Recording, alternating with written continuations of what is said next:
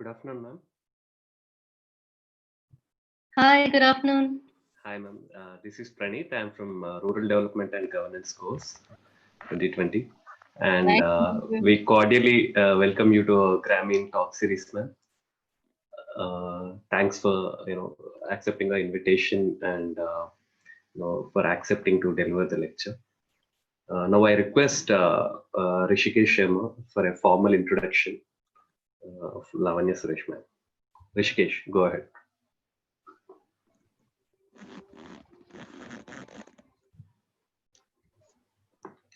Rishikesh, we can't hear you.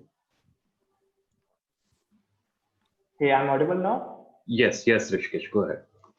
Good afternoon, everyone. I am Rishikesh Sharma, and I welcome you all to the fourth talk of Grameen Talk series organized by Rural Development and Governance Program. Today, we have among us Dr. Lavanya Suresh, who is an assistant professor at BITS Pilani, Hyderabad campus. Her areas of research interest are political ecology, decentralization, and public administration. Her work has been published in journals of repute like the Economic and Political Weekly, South Asia Research, among others. She has published a book titled Decentralized Democracy, Gandhi's Vision and Indian Reality, co-authored with Professor M.V. Nadakarni and N. Sivanna, published by Routledge. She has a PhD in political science from the Institute for Social and Economic Change, Bangalore. Prior to working at BITS, she was an assistant professor at the Tata Institute of Social Sciences, Hyderabad.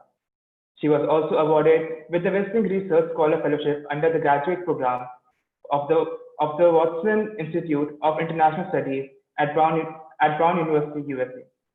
Today, she will be discussing on environmental justice and ecological alternatives, a case study of traditional irrigation practices in Andhra Pradesh, India.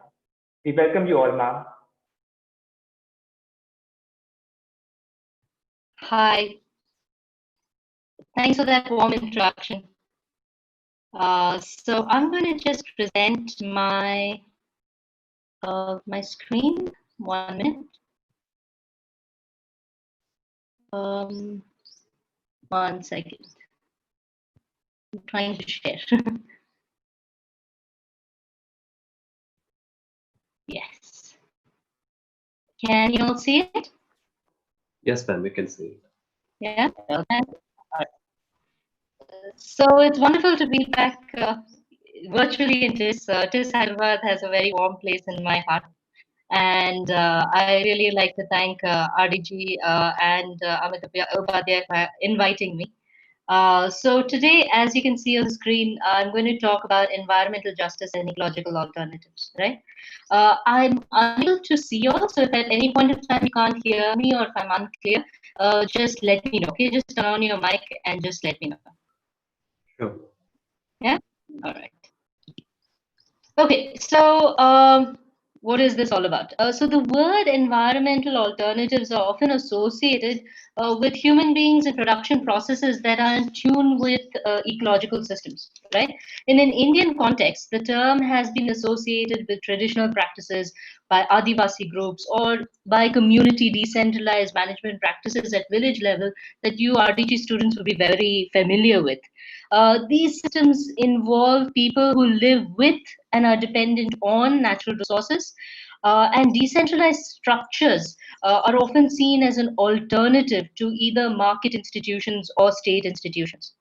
However, it is with these same local systems that Hardin's Tragedy of the Commons, as well as the counter by Eleanor Ostrom, in terms of how self governing institutions affect individual incentives and allow for governance and conservation of commons rather than the destruction that Hardin was talking about, is associated with.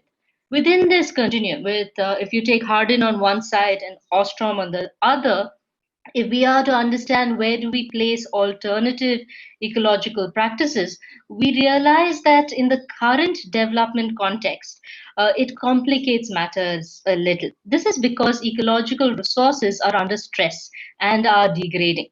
Degradation tends to affect the people's lives, mainly those who live in the margins of society, the worst.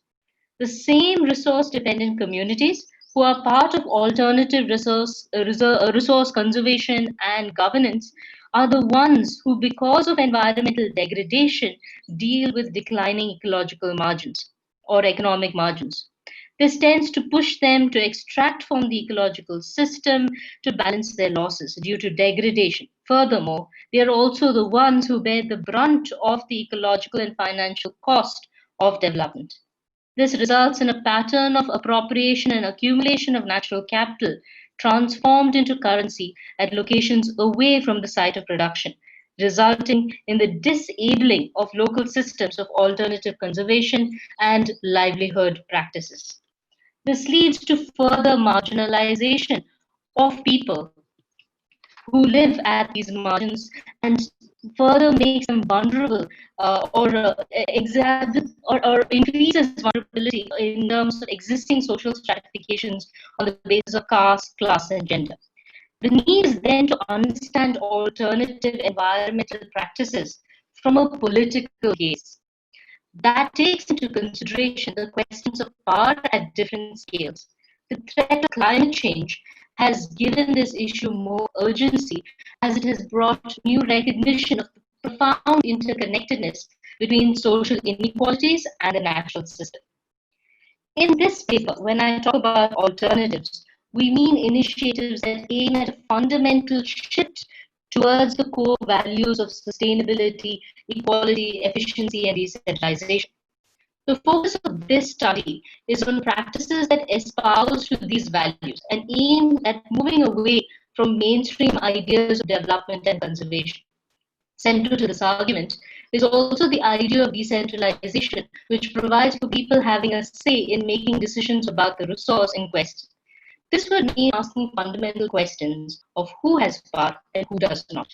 In envisioning an alternative way of being, it often means that the institution or individual is challenging the current set of norms.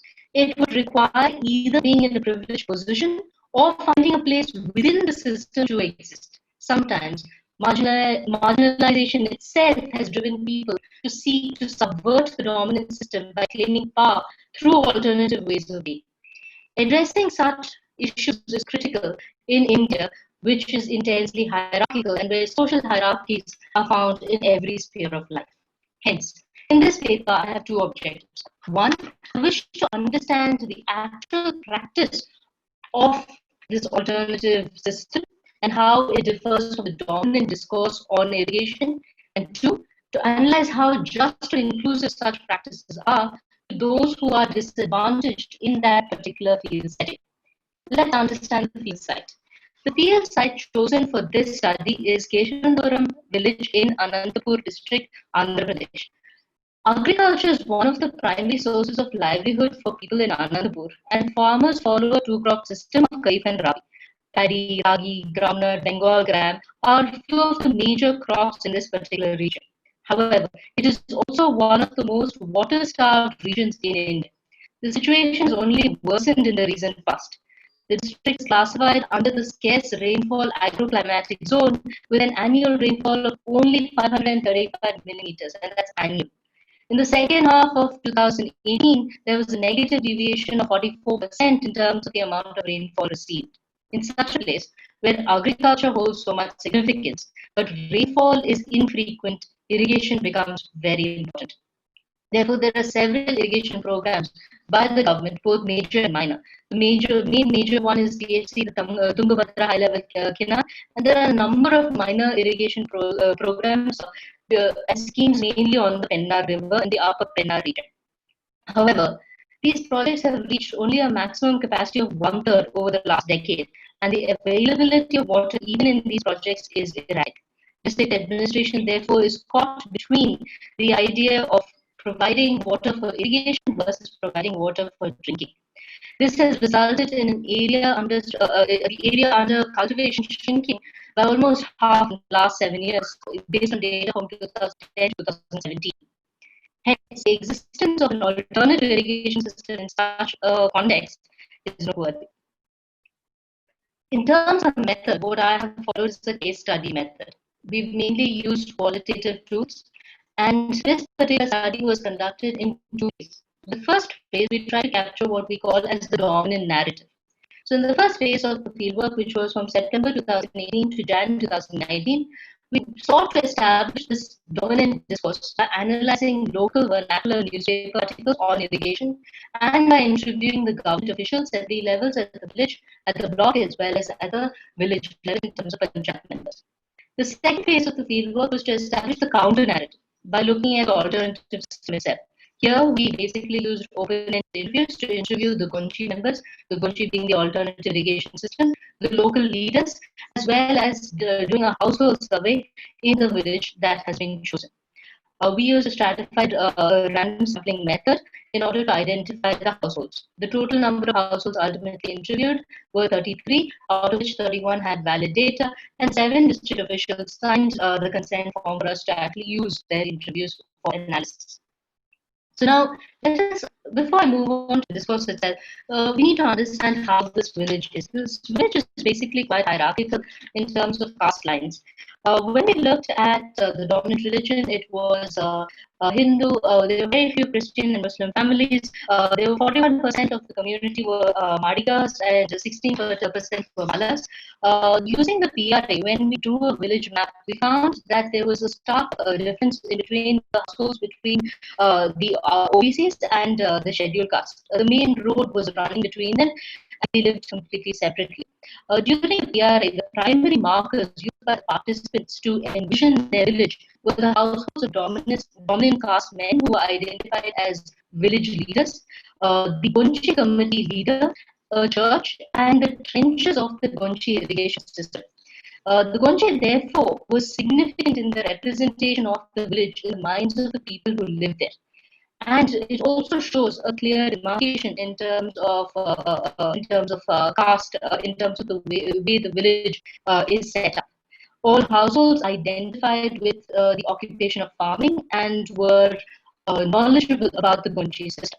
Now let's move on to our fieldwork and in terms of the dominant discourse. Excuse me, ma'am. So Yeah, there's a little bit of disturbance in the voice.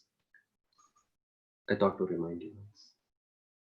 There's a little bit of I couldn't hear what you said.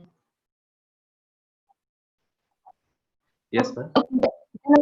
I'm going to stop my video. So is it clearer now? Yes, ma'am. It's better now. Thank you. I think with the video, it becomes a little harder. Yeah, ma'am. That's fine. You can continue. Just let me know if it's clearer now. If not, I can shift to another internet line. Sure, ma'am. It is fine now. It is fine. It is much better. All right. Thank you. Thank you. Thank you. Sorry.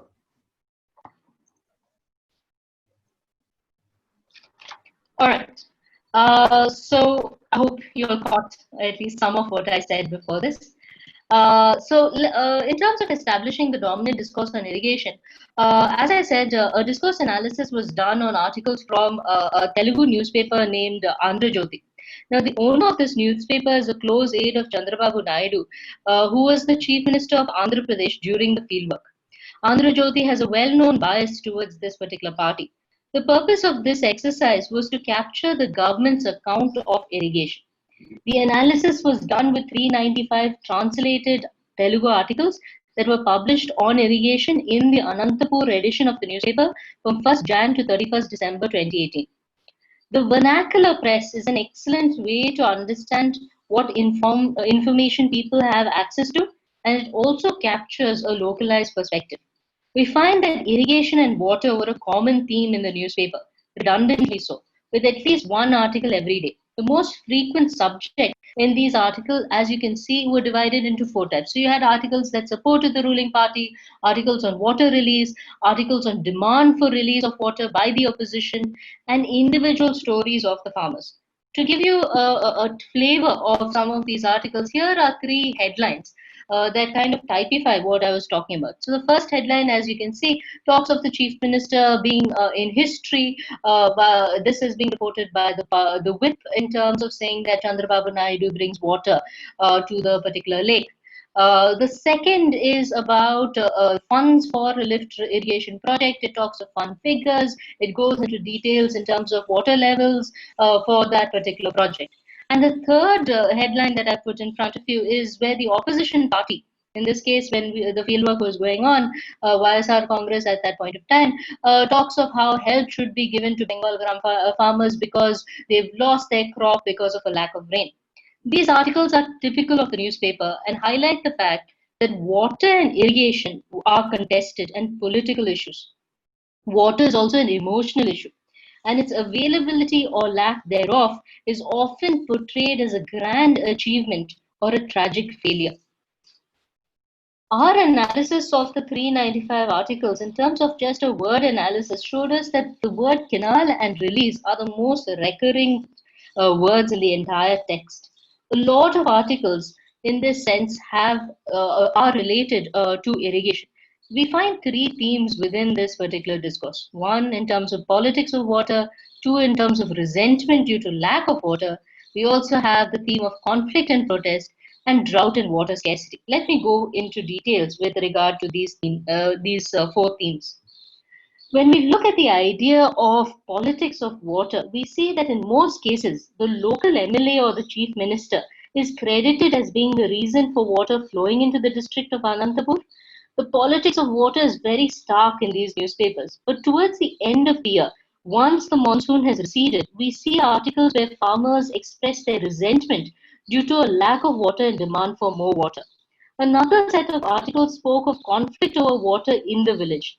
The narrative of conflict and the adverse impact of large irrigation projects on small farmers whose land is acquired and on the ecosystem itself is often found. A pattern of the government displacing and neglecting the interests of some for the development of the others is also reported. Drought and lack of rain is also an ubiquitous refrain. The paper in August and September report people performing rituals and prayers to different local goddesses and deities for rain. This is in stark contrast with the narrative of politicians boasting about bringing water to the district. With the drought conditions, we see reports of crop failure. Even during the period of sowing, there was little or no rain, but water was supplied by the government through rain guns as per this particular newspaper. Through August and September, the newspaper reports lack of rain, the failure of groundnut crops, the consequence for the farmers. The government declares certain mandals as drought affected, and therefore the other mandals that were left out of this announcement protest against why they were left out. These months in the newspaper carry the plight of the farmers and news unions, activists, opposition leaders demanding for help due to drought. The government distributes alternative seeds to farmers, but because of no rain, farmers do not see the point of actually taking up alternative crops. There are also reports in terms of crop insurance and various schemes, and also the failure of these crop insurance being paid out. We also see a lot of reports at this point of time in terms of absence of rain, unemployment, and also, unfortunately, farmer suicide. From this narrative, therefore, we see that the state plays a crucial role in deciding how water is distributed and to whom. The state is also seen as the institution farmers turn to for relief and support when rain and crops fail. In Anantapur, the mainstream discourse on irrigation has the state at the center. However, the failure of government is also starkly visible, and those at the margins become helpless. The severity of drought conditions in Anantapur and the fact that water is highly contested in a political issue is visible in this discourse. To further understand this discourse in terms of the mainstream discourse, we interviewed different officials, as I said, from the district, mandal, and village level. Given that the state plays a central role, the perspectives of these functionaries within the state provide us with an understanding of the mainstream discourse on irrigation and water. The official states that the district is facing a water crisis. In their opinion, there is a huge scarcity of water in the area. Given that agriculture is the primary occupation in the district, the fear of drought is always on their mind. The interesting thing to note is that drought has become commonplace. It is the length of the drought and the intensity of the drought that actually worries the officials. This concern is not only in terms of supply for irrigation, but also supply for drinking water. So you can see a couple of quotes that I have put up from officials. The first two quotes are at the district level, and the second two quotes are from the Panchayat Secretary and Junior Assistant. The first two quotes talk of water is not available at 800 to 1000 feet, mud is coming out. That's one quote. The next, there is no water in tanks now to supply it to farmers. We are not supplying it to farmers, we are closing these schemes. We can see in these two narratives that the idea of access and no water during the different months of the year is a fear that is within the officials. The second two quotes that are on your screen talk of because of excessive use of bore wells, there's a lot of sand mining happening in this place, leading to decrease in availability of water. They also talk of planting trees, but nobody protecting those trees, and therefore it leading to a lack of rain. So the officials therefore talk of a lack of water. They also talk of the consumption patterns of farmers who still prefer water-intensive crops as they get better price for those commodities. In this particular narrative, the officials are insistent that the government of Andhra Pradesh recognizes the problem and has recognized it decades ago and has taken many measures to address water scarcity in the district. The government has constructed tanks, check dams, and other storage systems in the area that help replenish groundwater according to them. However, even with these systems in place, the ample number of irrigation structures available, the availability of water all year round is impossible according to these officials. In trying to understand the situation and why the situation has become so dismal, the government officials point to four main issues: the borewells, lack of green cover, sand mining, and also a lack of knowledge among the farmers. To sum it up, the dominant discourse around water in the region is one of scarcity, drought, and the role of the state. The farmers are seen both as victims as well as the ones to blame for the degradation. This is not a milieu in which you would imagine an alternative irrigation system existing, but the Gurnchi has existed and in fact, according to the officials, has existed for hundreds of years. In this highly politicized setting, Gunchi as an alternative irrigation system run by the people is very interesting, and which is why it became a topic of this particular study. Now, what is the Gunchi? In this, we move the discourse in order to understand it from below. The Gunchi has two meanings. One, it refers to the traditional irrigation system as well as the committee that manages it.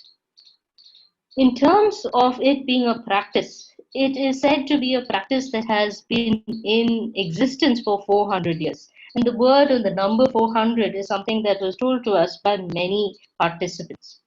The principal water source for this Gunchi is a spring. Either earlier a seepage channel of this kind only depended on rainwater, but after the Mid-Penna Reservoir was constructed in 1969, new water, and quotes I put new water is said to have revived the Gunchi in terms of the structure itself. Now, the Gunchi per se, in terms of its physical structure, has four levels. Right? It has a talapiri, which looks kind of like this. It's like a basin that is built on the river bed and near a spring, and the spring basically collects underground water. The next you have the main canal, right? So this is the one towards the right is a picture of the main canal. So the canal basically takes, or channel basically takes water from the Talapiri, and it flows from there into a series of sub networks or distribution channels. Now, in order to ensure that water flows through these distribution channels, planks of wood are actually used to stop water flow and to start water flow, and it is timed for each of the lands which it irrigates. It irrigates almost 20 to 50 acres of land. And that brings us to the last, which is the command area. That's a picture on your left, where in which the irrigation actually takes place. Okay. So this is basically the physical structure of the Gunchi per se. Now, when we look at the Gunchi in terms of a structure, in terms of how it's understood, again, we try to capture two perspectives, one from the official side and one from the people themselves. When it interviewed to the officials basically said that the Gunchi is a traditional name for community irrigation. That's the quote on your screen. For some, community irrigation also means farming together. And it's an interesting way of looking at farming, where the deputy executive engineer calls it farming together. This practice, according to them, has a long history in the region and is part of a traditional agricultural practice. Every official interviewed was aware of the Gunchi and spoke of not only structure but also the community that manages it. The entire structure, in terms of the Gunchi Gadu being the head, having a person to maintain the canal systems, having a person to allocate water in terms of the Nilakattu, all of this was explained by officials.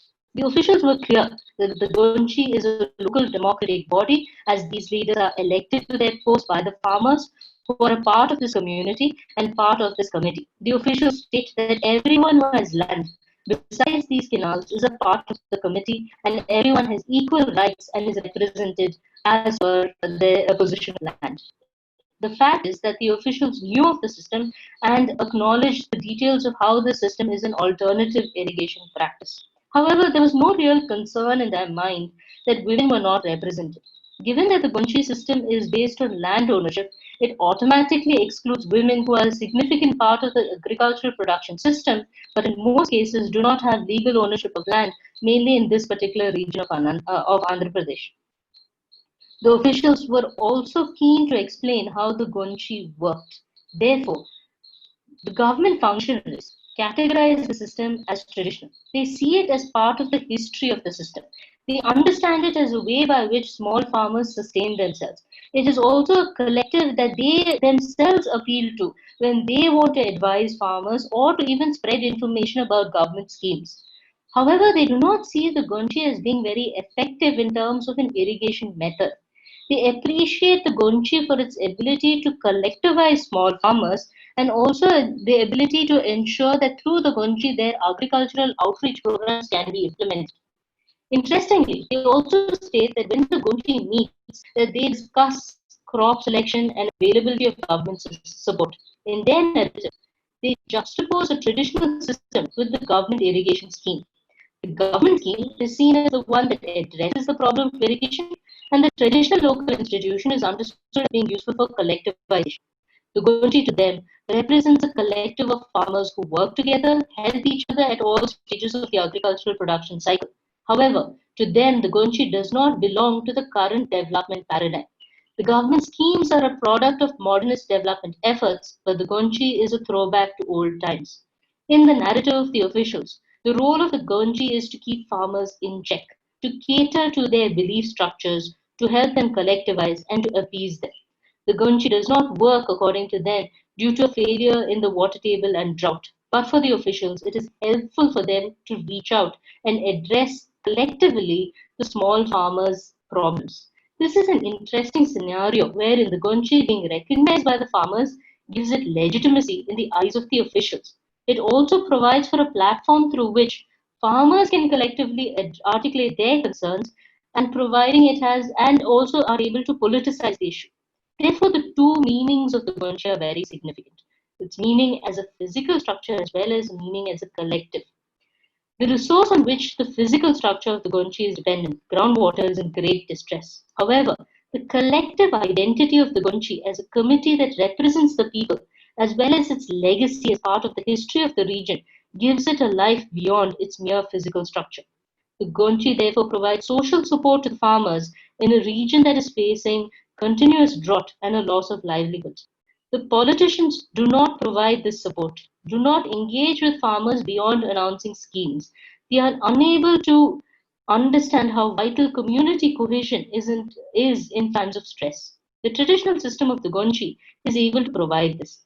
It's able to provide it in terms of being an alternative source of water, as well as providing a space for articulation of concerns and collectivization. However, the officials prefer the more modern form of collectivization, like the Water User Association. The deputy engineer, for example, this is a quote from the deputy engineer. Gonchi is a traditional system. It is an old practice. The Water User Association, is modern. In the current world, there is no place for the Gonchi. Instead, the WUA is formed, and the Gonchi members should become a part of the WUA. It works better in his mind as he sees it fitting easily into government schemes and acts as a mechanism that implements these schemes. It does not challenge the existing welfare driven paradigm of the government or work apart from it. Now let us understand the Gonchi in terms of how it is understood from by the people themselves. The people we interviewed were the household survey that was done, as well as the Gonchi committee members in terms of the Gonchi Gadu and the two functionaries in terms of the treasurer and the person, the Neerakattu, who decides on the water that is available to each farmer. the existence of the Gonchi to the farmers provides hope. It does this by its identity as being traditional. The claim that is made, by both the officials and the farmers is that it has been in existence for 400 years. They therefore see it as as something that has existed and something that will continue to exist. This provides a type of continuity that is reassuring in situations of distress. However, the Gunche does not get any formal recognition from the government. There's no state level scheme or incentive structure to recognize the system, and this is something that the people themselves and the committee members were concerned about. They state that the local panchayat provides labor and funds through the MNREJ scheme to clear the canals of the Gunchi. The Gunchi members are keen to get recognition by the officials and push them to address the water crisis that is paralyzing the operation of the Gunchi. The office that they tend to approach is the collector or the head of the district. The panchayat to them is not seen as the institution that can help them with water crisis. This brings us to the problem of scale. The members of the Gonchi understand water scarcity as an issue that can be addressed only at the level of the district or the state. Hence, the problems related to irrigation and drought are to be addressed at that level of the government. The Gonchi and the panchayat that operates at the local level are seen as being powerless to address this issue. This understanding is keenly felt by the farmers. The government, on the other hand, does not acknowledge the problem of scale when it comes to addressing water scarcity in Anantapur. According to the farmers, the advantage that the Gonchi has is that there is no capital required in the form of money to operate this irrigation system. The labor to maintain the system is sourced from among the members themselves. The social pressure ensures that the Gonchi continues to operate. This is an acknowledgement that the system is an alternative to other irrigation systems that operate on neoliberal capitalist models. The idea that the individual is not at the heart of the structure, but rather community, is what truly sets this system apart from the others. The most telling quote is what I've put on the screen here, which is, according to one Gonchi committee member, Gonchi is a family of 200 members. The idea of an alternative is one that not just provides a choice in terms of providing a service, but rather provides an alternative to current market-driven modes of production. It is one that does not operate on valuation and consumption or demand and supply. Rather, it envisions a system that is apart from the ideas of enforcement, control, and force that epitomizes the state, and also stands apart from markets that works on ideas of competition, demand, and supply. Finding such alternatives are rare because capitalist systems have become all pervasive, and it determines not only economic relations but also determines how institutions and societies function. Traditional systems like the Gunchi can stand apart as alternatives, one, because of its position in the lived memory of people, and two, because it grounds itself in the process of production that has been marginalized by mainstream development processes. A farmer states, and this is a quote, all the 100 people together, that is the Gunchi to us, end quote. As pointed out by the deputy engineer of the Maya irrigation project, unity, open quote, unity, which crop to grow, how much water will be needed. This they decide together, and that is why it's a community. The survival of the Gonchi therefore depends on cooperation among members. To maintain such cordial relationships, they had set up mutually accepted rules and fines for those who break it. And they have an elaborate system that was explained. However, we must note that membership in the Gonchi is determined by land ownership. Given the prevailing social structures and the lack of land reforms in the Rayalaseema region of Andhra Pradesh, membership in the Gonchi reflects both caste and gender hierarchies and the discrimination that exists in the village of Keshavapuram that I spoke of at the beginning of this talk. The associated marginalizations also is reflected in the working of the Gonchi. There is no space in its collectivization for the articulation of the needs of women farmers, the tenants, or seasonal agricultural workers. The claim made by the officials that the Gonchi is democratic and the office bearers were democratically elected falls apart when the members of the Gonchi were interviewed. For example, the position of the Gonchikar, or the head of the Gonchi, has remained in one family. When we interviewed one farmer who is part of the Gonchi, he says, pointing to the Gonchikar, that person has been in this position for 40 years. His father was there before him, and soon the son will take over. Even the other members, in terms of the treasurer as well as the Neerakattu, who assist the head, the quote, and this in here I open quotes, the farmer says, these functionaries are advised by respected senior male members of the village, close quotes. In other words, senior male members from the dominant community in the village. There is a definite caste undertone to the functioning and membership patterns in the operation of the Gonchi. This ensures that the rules put in place by the Gonchi are adhered to, but it also ensures the continuation of entrenched social hierarchies. Therefore, the Gonchi is not very egalitarian, nor is it very inclusive. One committee member actually narrated a story wherein a scheduled caste farmer lost his farm and it was registered in the names of the dominant caste. The translator at this point of time, when we were interviewing the farmer, got very uncomfortable because caste-based violence is very profound in this particular system, and insisted that we stop that line of questioning. The division also operates on class lines. That means that despite who is actually tilling the land, the committee only recognizes the land owner as the member of the Gonchi. The institution of the Gonchi, therefore, does not address marginalization and does not allow for an alternative challenge to existing social discrimination. It also is entrenched in the patriarchal idea of the male farmer. Women farmers are not recognized or allowed to participate as members of the committee. One farmer, who was the oldest participant, strongly denies the involvement of women, saying, when all of us men are meeting, this is open quote, when all of us men are meeting, what will she do? How will she come and talk? Close quote.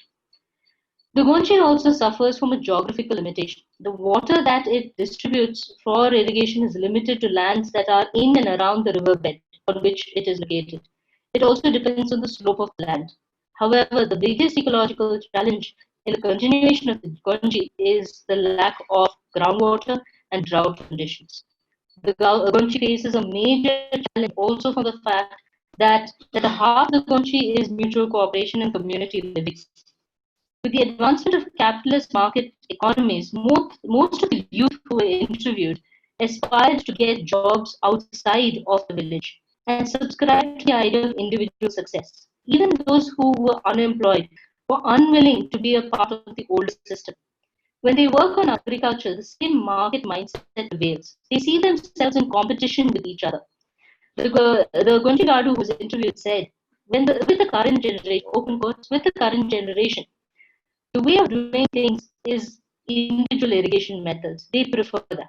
Close quotes. Rather than seeing the Gonchi as an alternative to other forms of irrigation, it is perceived by the youth as a relic of the past or the market economy.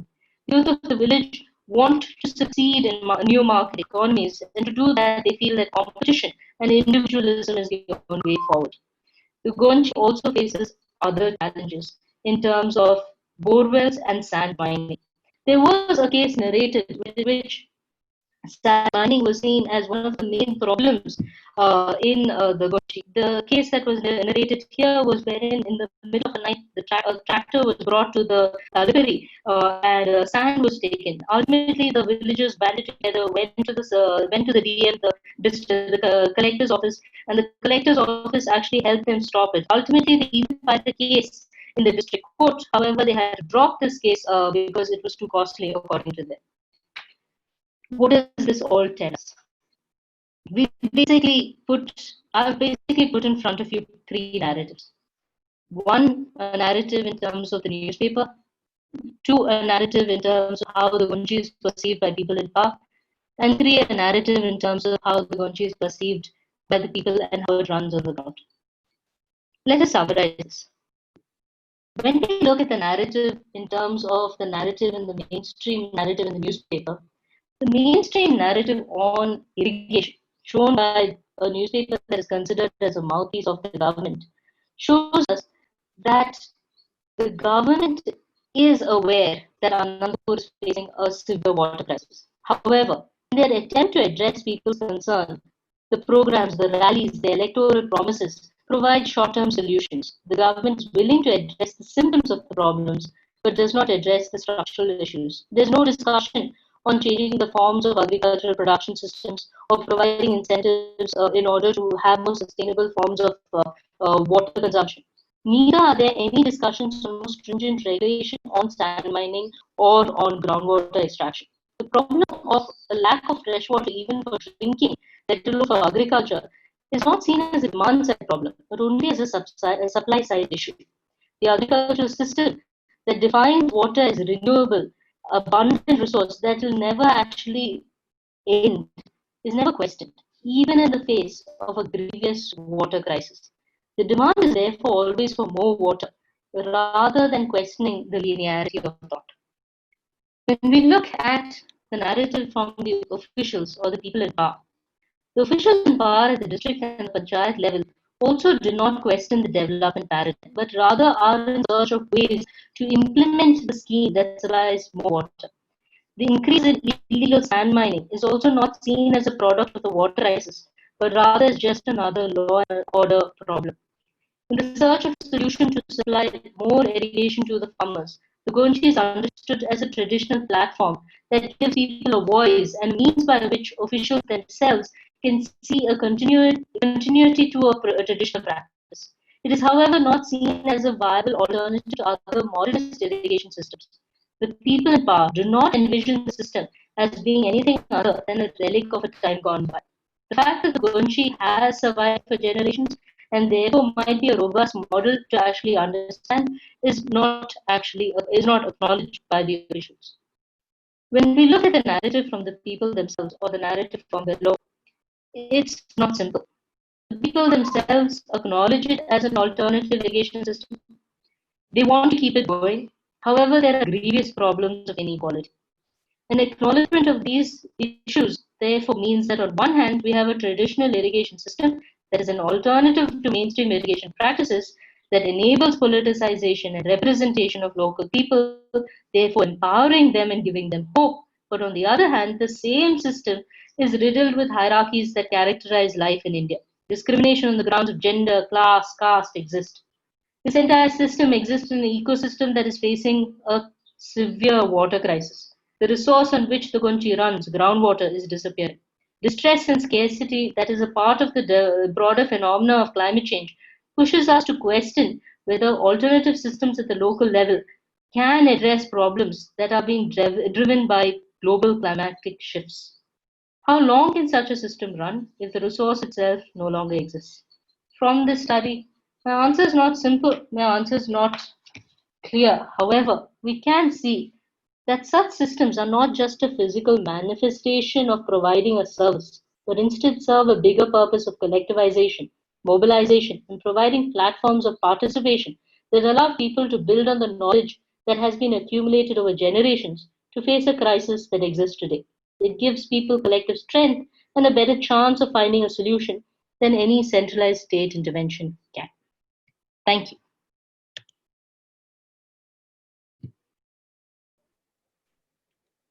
Thank you so much, ma'am. Ma'am, I think we can take up questions and open the discussion.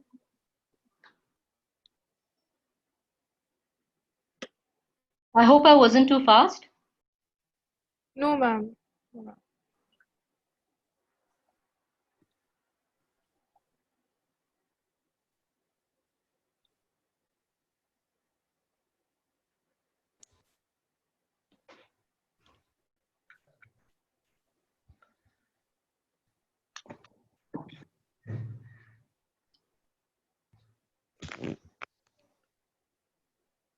Hi, Lavanya. Am I audible? Hi. Yeah, okay. Hi, Lavanya. I'm Shahul. I am faculty at the institute. Yeah, I know about you through Amit and Rajesh. Yeah.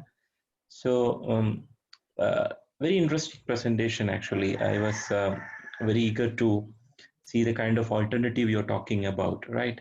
So I was just thinking because I worked with a similar situation, especially in Rajasthan and the Gujarat context.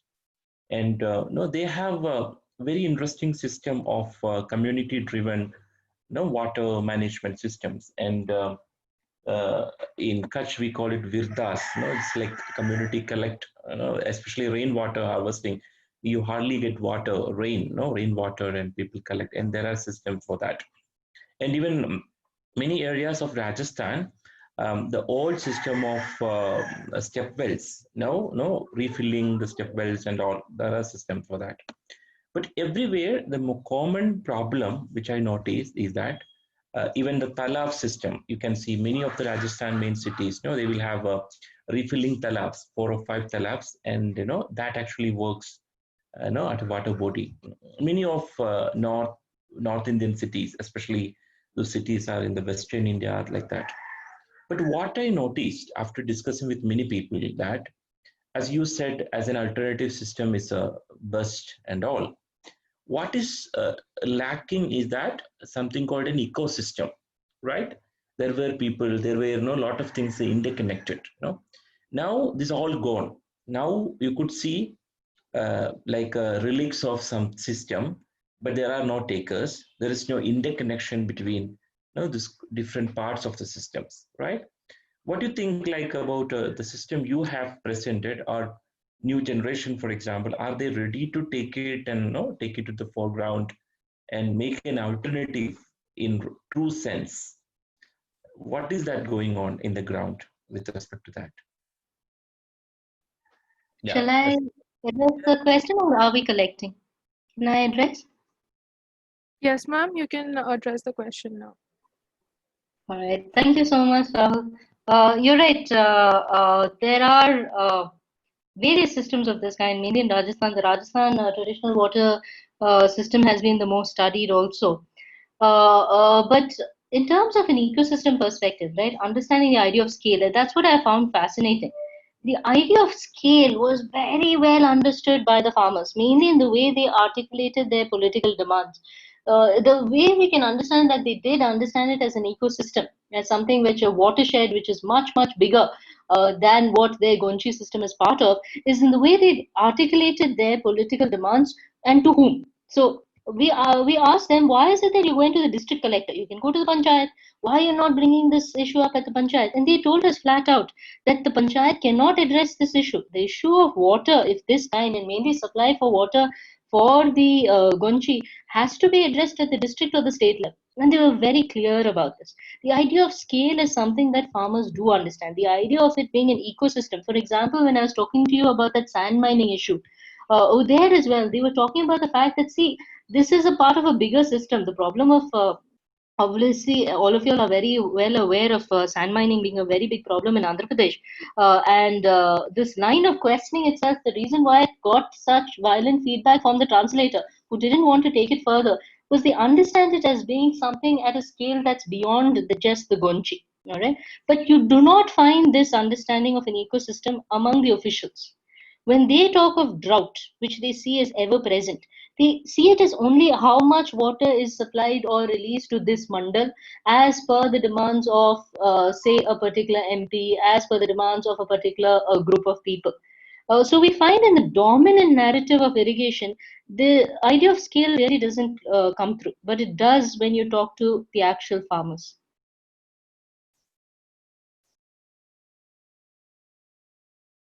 I hope that answers your question. I wonder whether you could hear me clearly. I got it. I got it. Yeah. Any questions from the students? I hope you all could hear me. Yes, ma'am. Good afternoon, ma'am. I'm Praneeth, and I'm from Telangana, ma'am. I'm from Warangal district. Listening to your talk, in the last 1 decade, I have not even heard about Gonchi irrigation system, ma'am. But with your talk, I'm getting to know that something like Gonchi's irrigation system exists, and that tells me how I'm consuming the information that portrayed in, as you rightly portrayed in the Andhra Jyoti newspaper, which we have been reading from our childhood, and also the news channels like ABN Andhra Jyoti, TV9, and also NTV kind of things. I don't know why they don't focus more on this particular issue, which is a very crucial thing. And how much do you think is the impact of even the media to portray bring out this issue, man? It's a good question. Thanks, Praneet.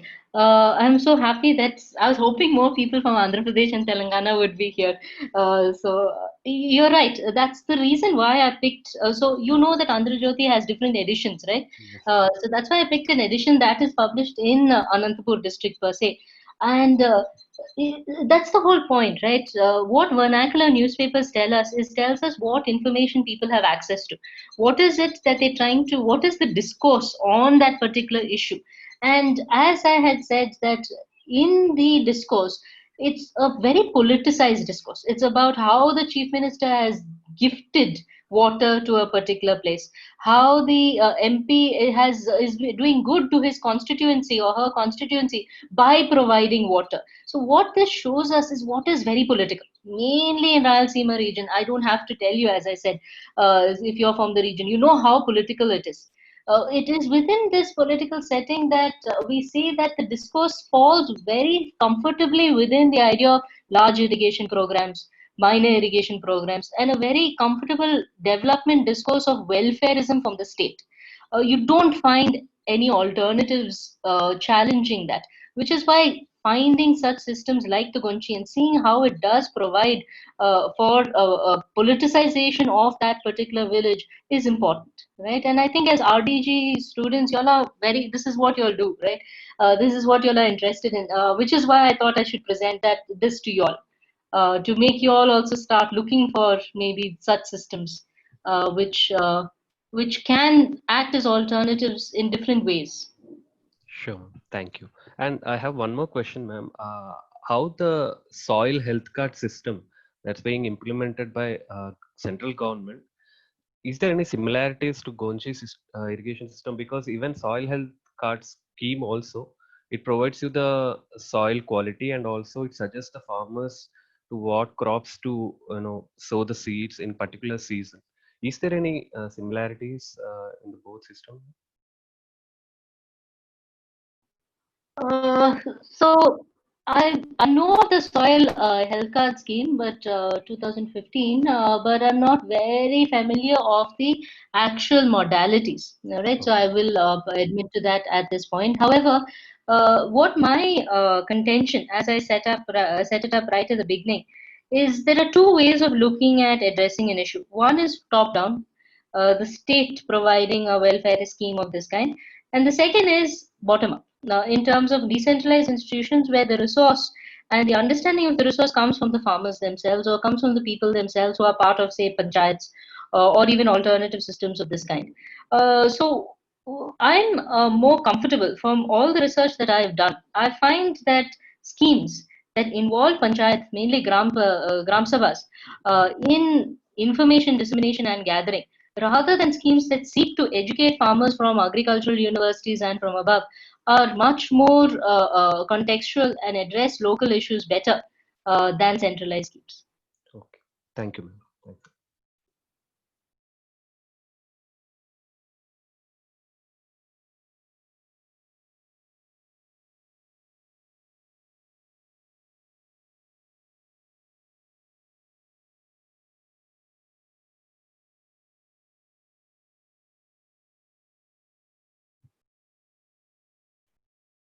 Any other questions?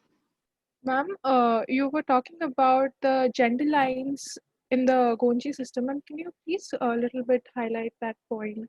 How it actually functioned? How why women were not included in the committee? Can you put some spotlight on that? There is this idea of in India that farmer means male farm, right? Even though that women are a huge part of the entire agricultural production system, they aren't really recognized when it comes either to government official schemes and in my finding in this particular alternative even here, right? So in case of the Gonchi per se, who becomes part of the Gonchi? Landowners, owners of land, of farmland that are within the command area of the Gonji. Now, in terms of land ownership, land ownership mainly in this particular region is mainly to male farmers, and there was absolutely in our field, in our village, there was no land registered in a woman's name, and therefore they were not even acknowledged as farmers. given that participation within the Gonchi was based on the idea of land ownership. Right, there was one lady who self-identified as the head of the household. When we interviewed her, she was aware of the Gonchi, definitely, and we asked one of the Gonchi committee members, why don't you include her in your meeting? And that's the quote that I gave you, wherein which they said, how can she come and speak among a group of men? Right, so there are different things at play here. One is in terms of gender stereotyping. Two is in terms of the male, quote unquote, the male farmer, right, and how only farmers are always seen as male. And third is in terms of resource and what resources are available to women in terms of mainly land ownership. Mainly in this particular region of Andhra Pradesh that has very little land reforms as well, which is where caste also comes into play very strongly. I hope that answers your question. Yes, ma'am. Thank you, ma'am. Lavanya, I have a connected question. What Simi asked, you mentioned no this land like no is gender dimension. This land is it a common land or it is like a private land? If it's a private one, what is the caste dynamics in that Gunji lands? So basically, the caste it is private. It's not common land that is being irrigated here. Okay. It is small farms, not large farms. And in terms of caste dimensions, it's dominated in terms of the Madiga community. Basically, is the most dominant community in this particular village. Okay. We do have some Reddy households as well, but they were fewer. All right. Yeah. Thank you. Welcome. Ma'am, the groundwater level has been depleting and there are also climate changes. So I just wanted to know if alternative methods of irrigation is more fruitful than just implementing the schemes, which are actually not much implemented or taken care of after the announcement. What do you think on that? I'm so happy you asked that question because that's the ultimate purpose of this particular paper. So my interest in this, as Rahul had said, this has been studied, right? We've seen alternative community water irrigations a lot. What I'm interested is what happens when there's drought? What happens when there's scarcity? Because that's what we're facing. That's in water scarcity is what we're going to face thanks to climate change, right? What then can be the recourse? Given that even the officials at the district and the village level know there's going to be drought to the extent that they consider it as commonplace. There's no question that there will be drought. There's no question that there'll be water scarcity. The only question is how bad is it going to be? All right. So climate change brings in this urgency and almost this crisis situation. And how do you? The reason for choosing, I didn't go into that, but the reason for choosing this particular Anantapur district is because it's the most water stressed area, one of the most water stressed areas in the country. So it's in this context that I wanted to understand. Okay, does the dominant discourse even acknowledge that we are at a crisis situation? It does not. It does not seem to acknowledge the fact that climate change has put us in a situation where in which the idea that water is a renewable resource itself has to be questioned because there's not enough water to go around, let alone for irrigation, but for drinking water as well, right? And it is in this where in which alternative systems can address the ideas of linearity, can think of more sustainable ways of being. In terms of community irrigation systems rather than individual irrigation systems. This is a larger project of mine as well, out of which this is just one case, where in which I'm trying to see whether the ideas of alternative can provide answers in a face of scarcity. So I'm very happy that you asked this question because that's the question that's in my mind. I don't have an answer, and I think one place that's really pushing this in terms of understanding it is Kalpavriksha. If you're as RDJ students, I hope you'll know about Kalpavriksha and their entire move in terms of alternatives. Please do look at their website. Vikalp Sankalp is what it's called. And it's an awesome website that looks at different types of alternatives in terms of addressing climate change. So please do look at their website and the case studies that they capture.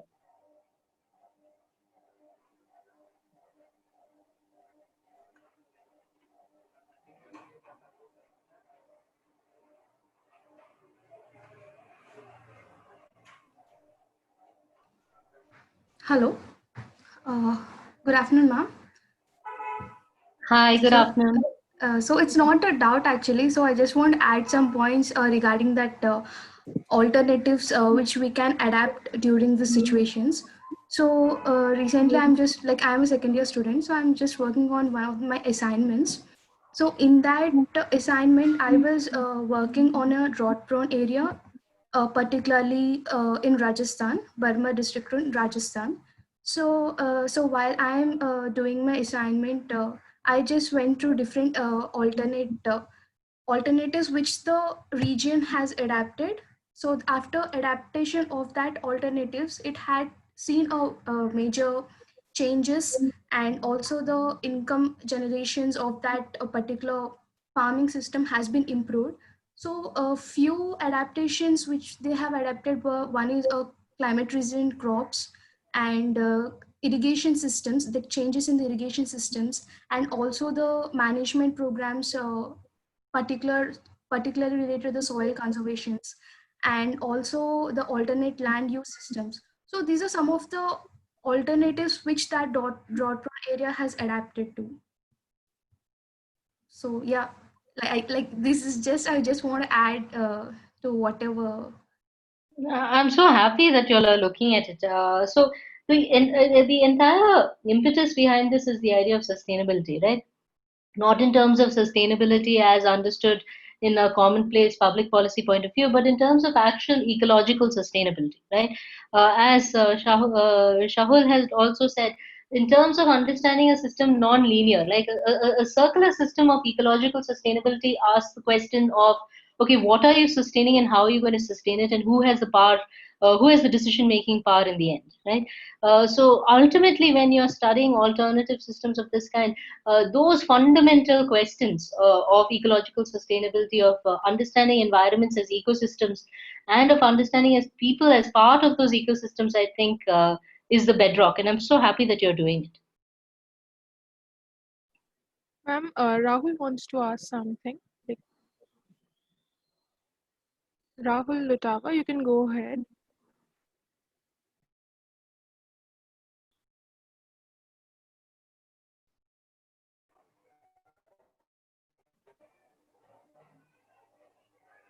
Rahul, you there? Yes. Yeah. Hi, ma'am.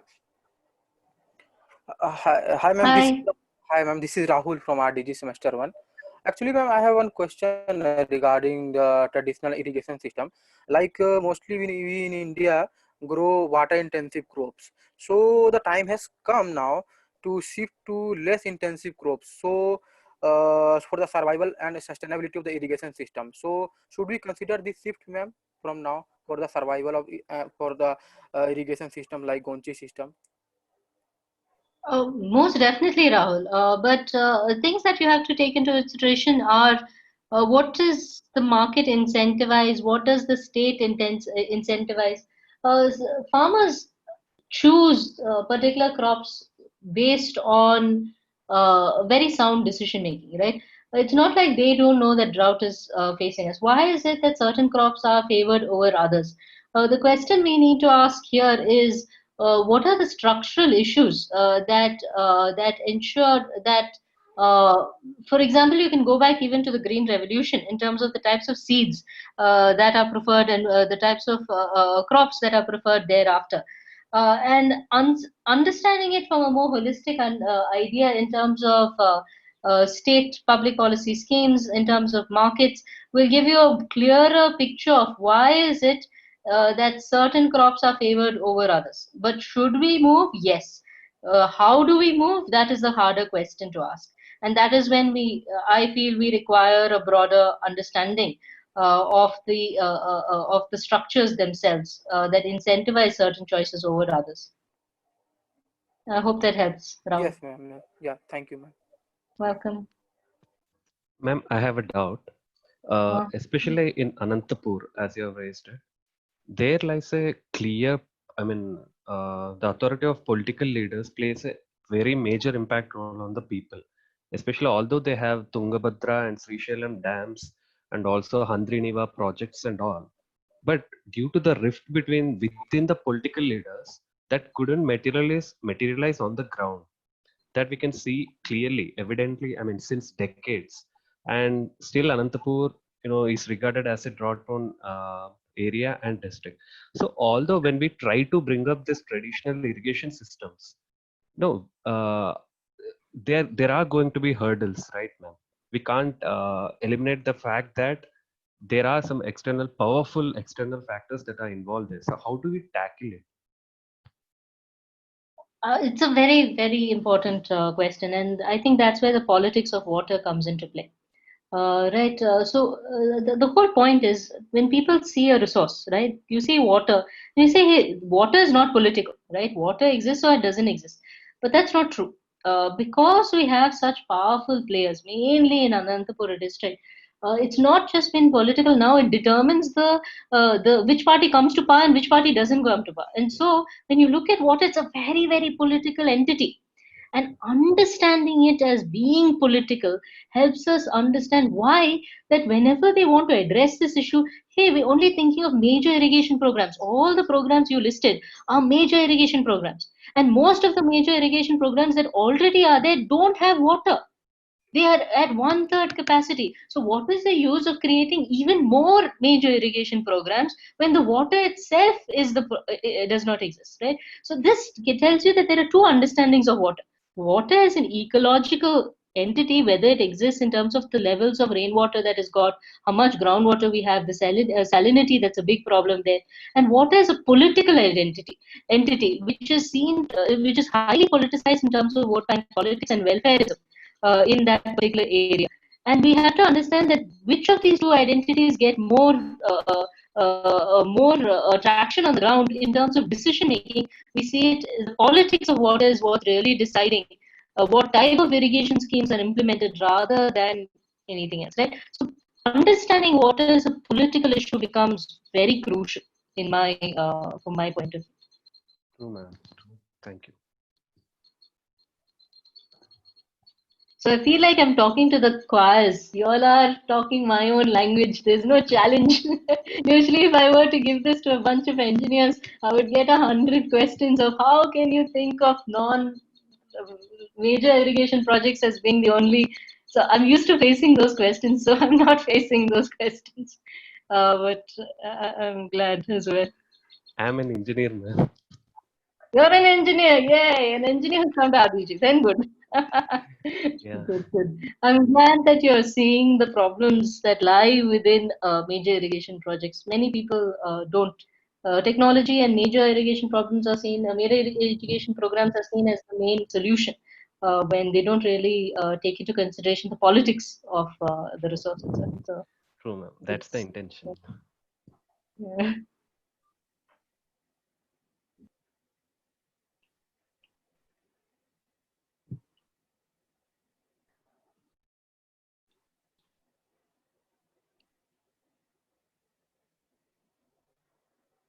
Any other questions?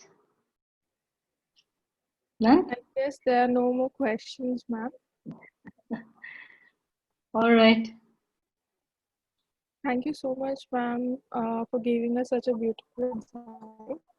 And I would like to announce the next Gramin Talk series, which will be given by Dr. Abhinash. The title of the Gramin Talk series is Mapping the Agrarian Change in the Rural Jharkhand, the Role of Intermediaries and Capturing Caste Tribe Interface in Agriculture. Now, I would like Rahul Lutawa to give a formal vote of thanks.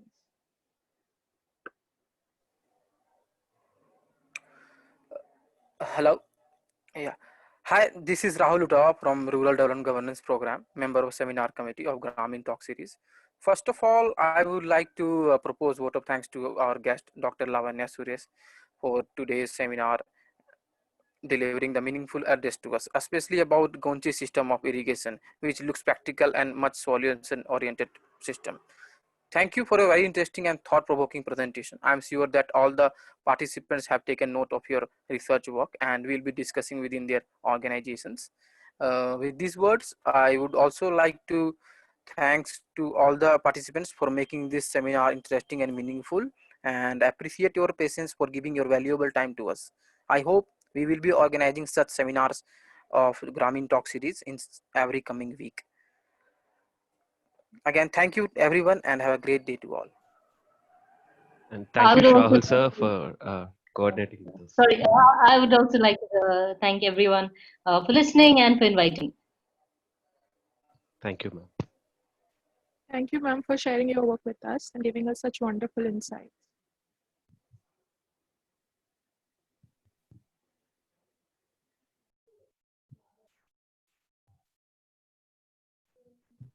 Shall I leave? Yes, ma'am. You can end the session. Yeah. Thank you. Thank you.